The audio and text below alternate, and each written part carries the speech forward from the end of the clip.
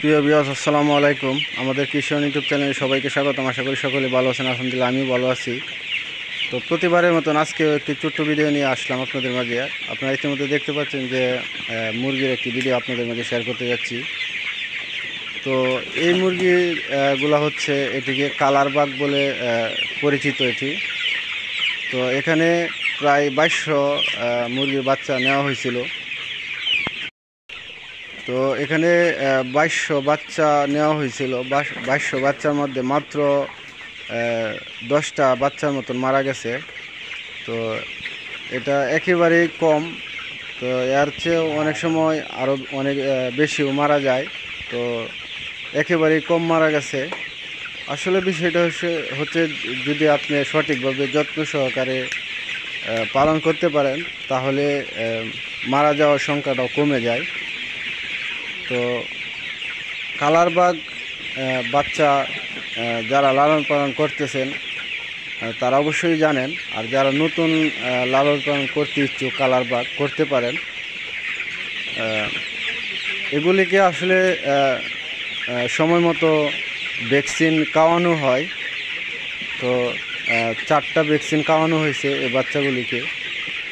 তো প্রতিনিয়ত এগুলিকে একটার পর একটা ওষুধ দেওয়াই লাগে।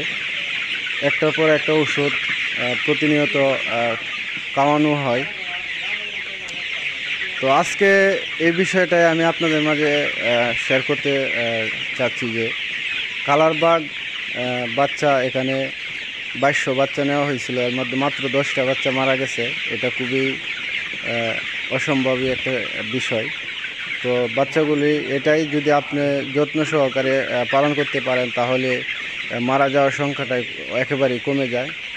তো আরেকটা বিষয় আমি আপনাদেরকে বলবো, যারা ফার্মের মধ্যে মুরগি বা হাঁস যে কোনো জিনিস আপনারা পালন করেন, অবশ্যই একটা বিষয় চেষ্টা করবেন যাতে আপনারা মাছার উপরে পালন করতে পারেন, তাহলে রোগের সংখ্যাটা একেবারেই কমে যায়। এখানে দেখেন যে ফিশারি আছে, ফিশারির উপরে মুরগি পালন করা হইতেছে। আবার মুরগির যে অবশিষ্ট লেদাটা, এটা মাছের খাদ্য হিসাবে ব্যবহার করা হইতেছে।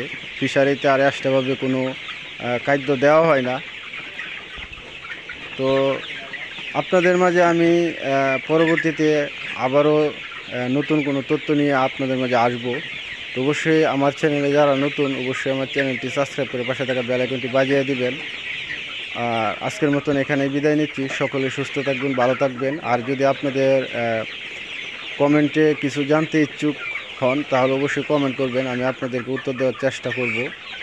আর আজকের মতন এখানে বিদায় নিচ্ছি। সকলে সুস্থ থাকবেন, ভালো থাকবেন। আল্লাহ হাফেজ।